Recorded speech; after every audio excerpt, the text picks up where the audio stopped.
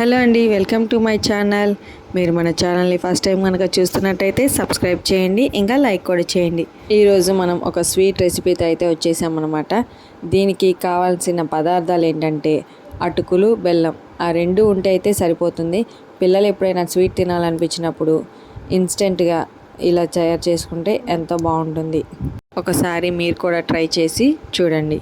First మనము ఒక cup అటుకులు అయితే తీసుకున్నాము.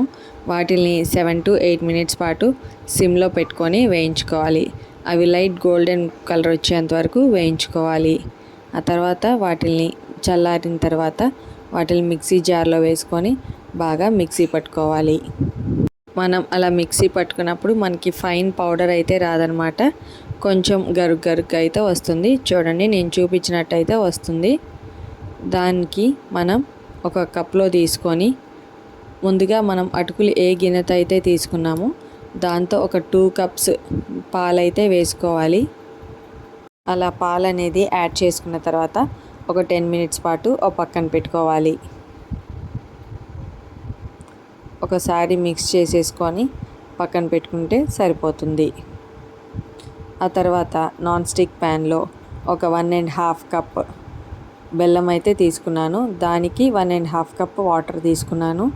దానిలో 2 యాలకులు, కొంచెం పసుపు వేసుకొని బాగా బెల్లం అనేది కరిగిన తర్వాత ముందుగా నానబెట్టుకున్న అటుకులని, పాలని అందులో వేసేసుకొని సిమ్ టు మీడియంలో పెట్టుకొని అలా కలుపుతూ ఉండాలన్నమాట. లేకపోతే అడుగంటిపోతుంది.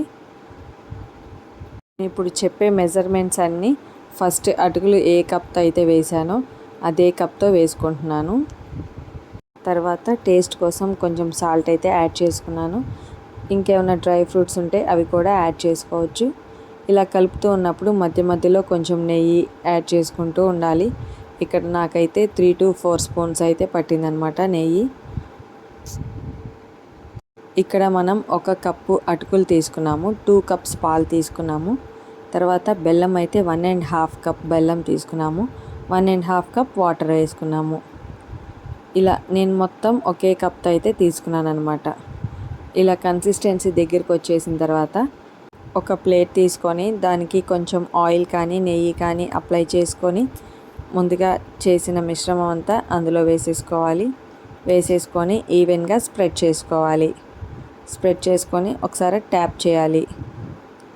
దానిపైన కొంచెం డ్రై ఫ్రూట్స్ అనేది యాడ్ చేసుకోవాలి. ఇలా యాడ్ చేసుకున్న తర్వాత ఒక 10 మినిట్స్ పాటు చల్లారనివ్వాలి.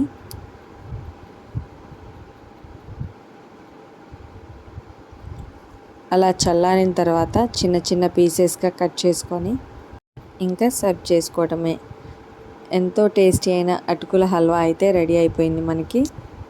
ఎంతో టేస్టీ అయిన హెల్దీ అయిన మనకి హల్వా అనేది రెడీ అయిపోయింది. Within 20 minutes